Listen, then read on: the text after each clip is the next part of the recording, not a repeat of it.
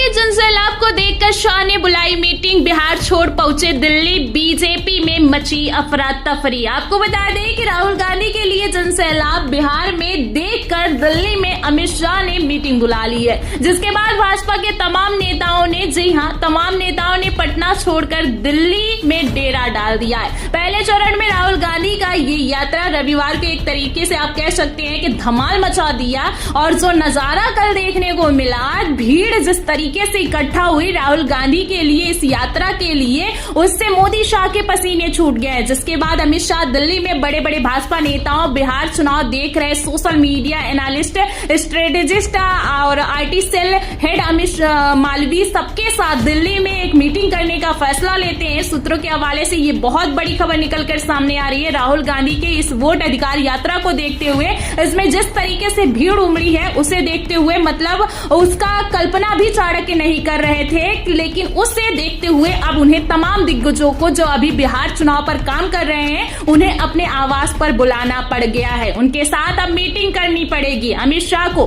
वाकई पटना से, बिहार से तमाम दिग्गजों को बुलाया जा चुका है जो इस बार बिहार चुनाव का देख रेख कर रहे हैं। तमाम प्रदेश अध्यक्ष, जो स्ट्रेटेजी बनाते हैं, उनको भी बुलाया गया है। यूं कहे कि भाजपाई जो है वो तिलमिला गए हैं, राहुल गांधी के इस वोट अधिकार वाले यात्रा से ही घबरा गए हैं। तो आप देख सकते हैं कि किस तरीके से इस मुद्दे को एलिमिनेट किया जाए, मीडिया से हटाया जाए, उसे लेकर के चाणक्य व्यस्त हो गए हैं। और सुप्रीम कोर्ट में एसआईआर को लेकर राहुल गांधी की बड़ी जीत हुई है। एक तरीके से विपक्ष ने बड़ी जीत हासिल की है, जहां सुप्रीम कोर्ट ने कहा कि आधार कार्ड जो है वो मैंडेटरी है। 11 जो डॉक्यूमेंट्स हैं उसमें आधार को भी शामिल करना होगा। 65 लाख जो नाम काटे गए हैं उन नामों को सार्वजनिक करना होगा, पब्लिक डोमेन पर रखना होगा, अलग अलग जगह पर उन नामों को चिपकाना होगा, और क्यों ये नाम हटाए गए चुनाव आयोग को वो भी बताना पड़ेगा। जिसके बाद आपको बता दें कि पहले ही बताया था कि पीएमओ ऑफिस, मतलब प्रधानमंत्री ऑफिस, होम मिनिस्ट्री ऑफिस में अब बत्ती जो है वो बुझ रही है। बार बार तक, देर रात तक जो है हाई लेवल मीटिंग हो रही है, और मीटिंग पर मीटिंग जो खबरें निकलकर सामने आ रही है उसे साफ समझ में आ रहा है कि भारतीय जनता पार्टी में सब कुछ ठीक ठाक नहीं चल रहा है। पूरी एनडीए घबराई हुई है। खबर है कि सरकार जो है, सरकार की ओर से गोदी मीडिया के बड़े बड़े मीडिया हाउसेस,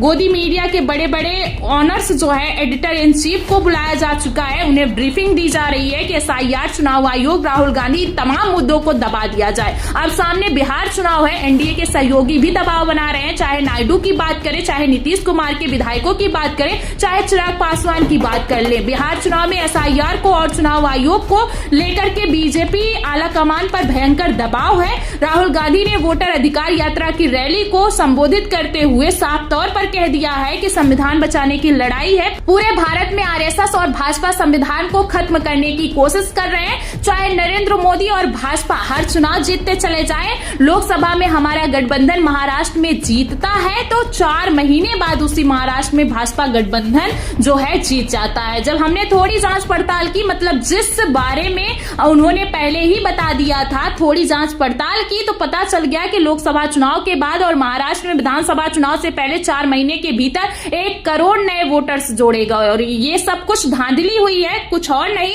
लोकसभा और चुनाव में जो है, लोकसभा और विधानसभा में 1 करोड़ मतदाताओं का अंतर कैसे हो सकता है, ये हर कोई अपने आप से समझ सकता है, सोच सकता है कि इतनी बड़ी संख्या में मतदाता कैसे इकट्ठा किए जाते हैं बिना धांधली के, ये कैसे हो सकता है। तो राहुल गांधी तो इस तर्ज पर बात करते हुए, हुंकार भरते हुए नजर आए, और उनके सामने इतने तादाद में आम पब्लिक, बिहार की जनता खड़ी थी कि उसे देखकर मोदी शाह की रातों की नींद उड़ गई है।